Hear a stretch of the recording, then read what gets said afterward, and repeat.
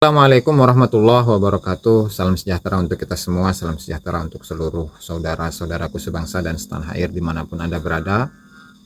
Ya, sebenarnya saya tidak ingin membuat video ini, tapi lantaran permintaan dari netizen dan juga saya menyaksikan videonya Gus Zaini, yang di dalam video tersebut seolah-olah ada narasi bahwa ketika saya sepakat dengan tokoh tertentu maka saya terima, kemudian ketika saya tidak sepakat dengan tokoh tertentu maka saya tolak.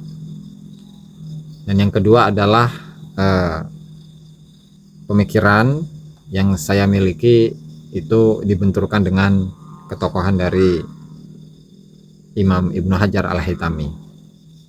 Tentu dua hal ini adalah dua hal yang menurut saya salah ya, dan tidak begitu. Lantaran ketika kita ini memiliki sebuah pemikiran, kemudian pemikiran itu berbeda dengan ulama atau salah seorang ulama, belum tentu dan tidak bisa dipastikan bahwa kita ini melawan ketokohan dari ulama itu. Lantaran pemikiran ya lawannya dengan pemikiran, kan? Bukan begitu, Gus? Artinya ketika Ibnu Hajar Al-Haytami itu mengkritisi Imam Nawawi, ya tentu dari sisi generasi dan dari sisi tingkatan dalam ulama madhab itu kan berbeda. Kalau Ibnu Hajar itu termasuk nudor, sementara Imam Nawawi itu adalah mujtahid fatwa, kurang lebihnya seperti itu ya dalam istilah fikih itu. Ya, artinya bukan berarti Ibnu Hajar ketika berbeda pendapat dengan Imam Nawawi, bukan berarti Ibnu Hajar itu lebih utama, lebih tinggi ilmunya dari Imam Nawawi. Nah begitu juga dengan saya ketika saya ini tidak setuju dengan apa yang dituliskan oleh Ibnu Hajar di dalam sabatnya, itu bukan berarti juga bahwa saya ini lebih tinggi ilmunya daripada Ibnu Hajar. Jadi gitu, Gus ya. Ini tentu saya meyakini bahwa Gus Zaini itu paham akan hal itu. Itu untuk poin yang pertama. Lalu poin yang kedua, yaitu apakah benar saya ini ketika sepakat dengan satu tokoh maka saya ambil, kemudian ketika tidak sepakat dengan tokoh yang lainnya saya tolak. Yang enggak gitu juga, Gus. Dalam kitab Tabaqatun Nasabin, yaitu satu kitab yang mengkompilasikan ulama-ulama nasab ya, yang disusun oleh Bakar Abu Zaid, memang di situ menyebutkan dua tokoh ini. Yang satu itu adalah Fakhruddin Ar-Razi di abad ke-7 ya, awal-awal abad ke-7, sementara Ibnu Hajar itu ada di abad ke-10 Hijriah.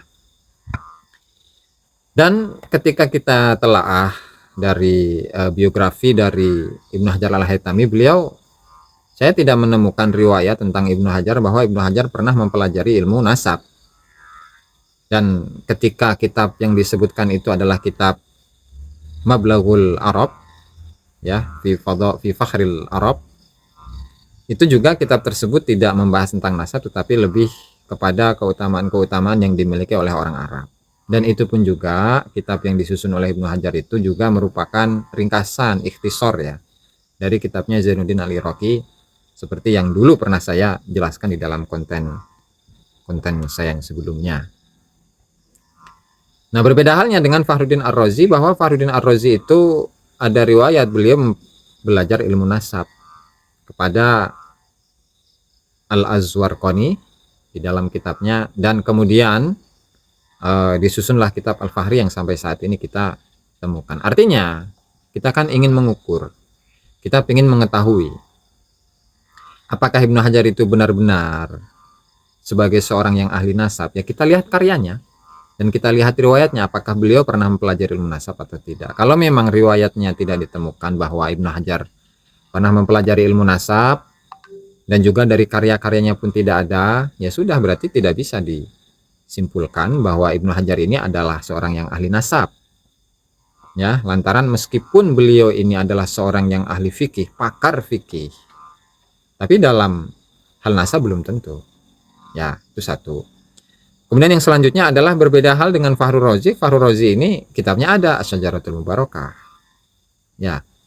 Kemudian kalau yang versi Bakar Abu Zaid itu adalah Bahrul Ansab. Dan riwayat pembelajaran beliau tentang ilmu nasab pun ada. Jadi itu merupakan sebuah indikasi bahwa bahwa Fakhruddin Ar-Razi itu mempelajari ilmu nasab, yang kemudian ketika beliau menyusun kitab tersebut, yaitu dalam kitab Asy-Syajaratul Mubarakah atau Bahrul Ansab, meskipun sampai saat ini kita belum menemukannya ya, tentu kita bisa menyimpulkan bahwa Fakhruddin Ar-Razi itu adalah seorang ulama dalam ilmu nasab. Nah, dan tentu hal ini adalah satu hal yang berbeda dengan Ibnu Hajar. Sehingga hal itulah yang membuat saya ini berkesimpulan bahwa Ibnu Hajar itu bukanlah ahli nasab. Nah, sehingga udahlah, jangan jangan di framing bahwa saya ini ketika sepakat dengan seorang ulama maka saya terima pendapatnya. Kemudian ketika saya tidak sepakat dengan ulama lain maka saya tolak pendapatnya, enggak gitu juga lah, Gus. Nah, lantaran saya ketika berbicara ya, ketika saya berstatement itu saya upayakan, saya usahakan agar statement itu diperkuat dengan data. Saya rasa Gus Zaini mengerti lah tentang hal itu. Ya, walhasil bebas lah ya mengomentar apapun. Barangkali itu saja yang bisa saya sampaikan dalam video ini. Mudah-mudahan hal ini menjadi sebuah pelajaran bagi kita. Kurang dan lebihnya saya mohon maaf. Wallahul muwaffiq ila aqwamit thoriq. Wassalamualaikum warahmatullahi wabarakatuh.